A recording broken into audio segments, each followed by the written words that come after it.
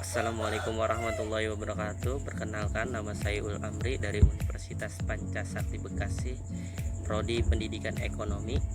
Semester 5 ingin memaparkan tentang pengantar ekonomi Islam. Yang pertama, definisi bahasa gerak. Mengatur urusan rumah tangga. Pengertian rumah tangga diperluas sebagai satu kelompok atau komunitas yang diperintah oleh suatu negara. Maka kata ekonomi memiliki pengertian kegiatan mengatur urusan harta kekayaan. Kegiatan tersebut secara memperbanyak jumlah harta serta menjaga pengadaan atau produksinya dibahas dalam ilmu ekonomi. Secara mekanisme pendistribusian harta dibahas dalam sistem ekonomi.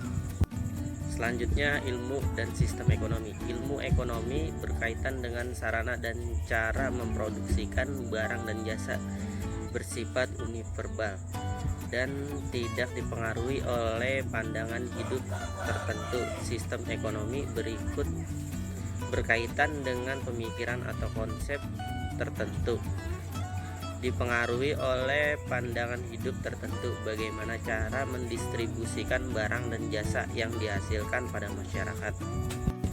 Selanjutnya, harta dalam pandangan Islam. Hakikat harta adalah milik Allah.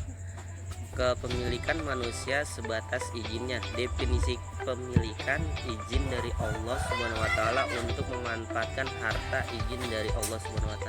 Ini diwujud secara nyata dalam bentuk hukum-hukum syara yang mengatur pemikiran harta. Firman Allah SWT, dan berikanlah kepada mereka sebagai harta Allah yang telah Dia berikan kepada kalian.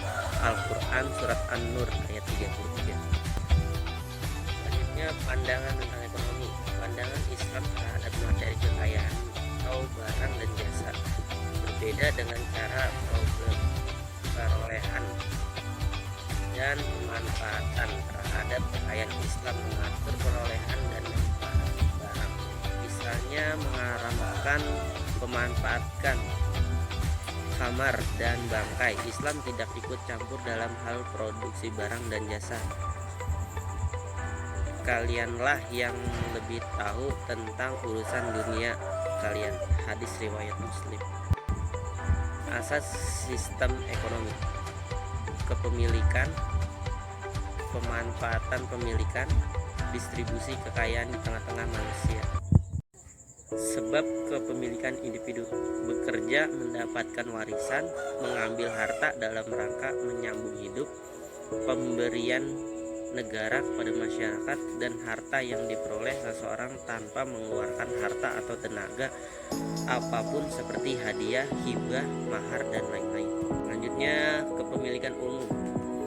Harta dalam pemilikan umum menjadi hak bagi seluruh umat manusia, bersifat dalam 3 hal: air, pandang gambala, dan api. Hadis riwayat Ahmad.